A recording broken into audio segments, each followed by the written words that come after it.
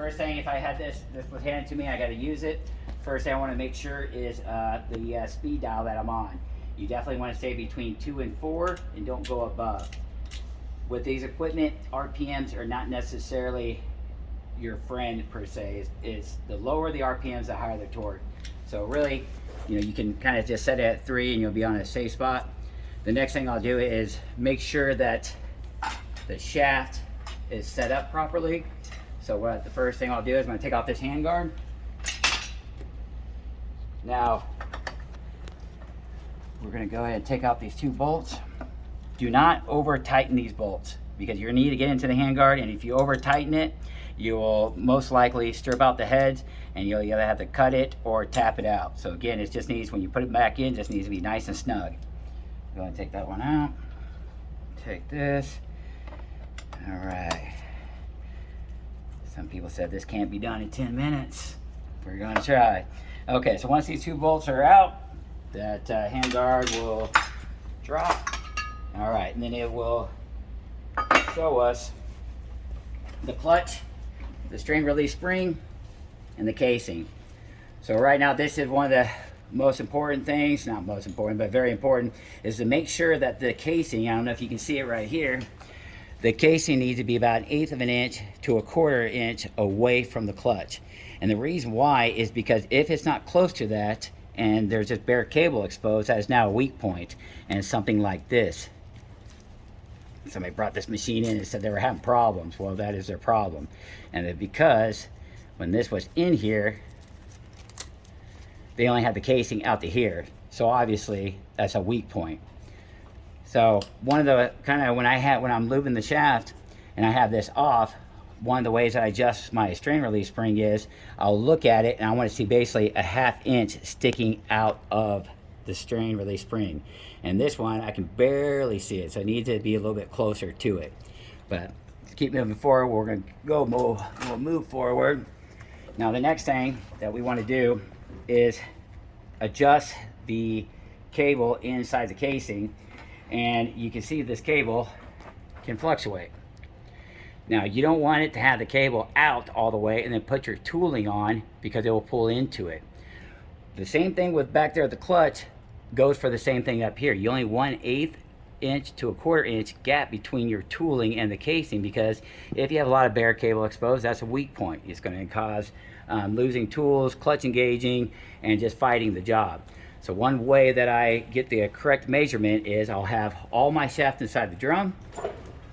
I'm going to set in the foot pedal, step on the foot pedal, and it's going to basically constrict itself inside the drum and draw the cable to the furthest position.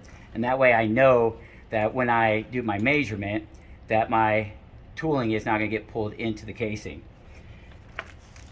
So that will kind of go into, and the reason why, and when I set it up, is I only want 1 inch sticking out. And there's the concept of it is that I use leaders. Now the cable connector fits on 3/4 of an inch. So if my cable only sticks out 1 inch and this sticks on 3/4 of an inch, I know that I have my perfect distance.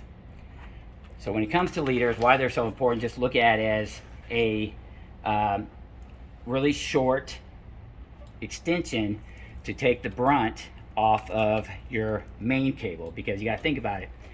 If this was connected and it wasn't a leader, your chains take up this much room. If you took your chains off and then put a cyclone on the end, now you got a weak point. Theoretically, you're supposed to cut that. Well, imagine how much cable you would chop over time, making sure that you had the correct spacing with your tooling. So the leaders are going to take the brunt of it. Another thing about with the original chains is that you want to set your chains up correctly. And what it comes down to is, this is a 3-inch chain, so it's going to go inside of a 3-inch pipe. I don't want this to spread out 5 inches. I want it to spread out 3 inches. So one way that I do it is I'll spread it out, but take measure up and be right there at 3 inches. When I spin this in my hand, I want it to look like a spiraling football, not something that's dancing around and smacking all over the place, because obviously that's what it'll be doing inside the pipe. So we put this on.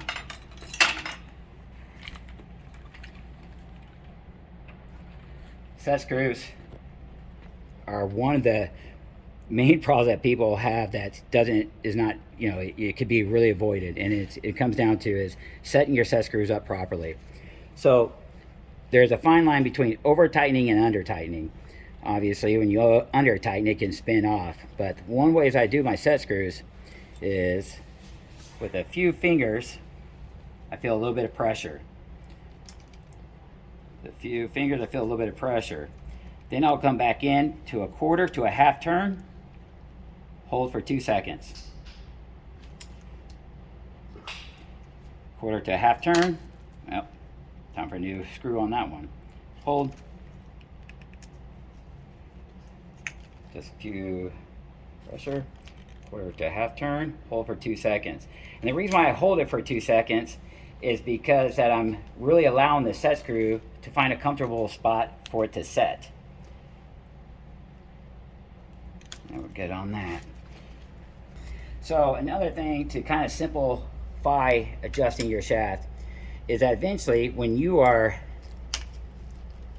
switching leaders out,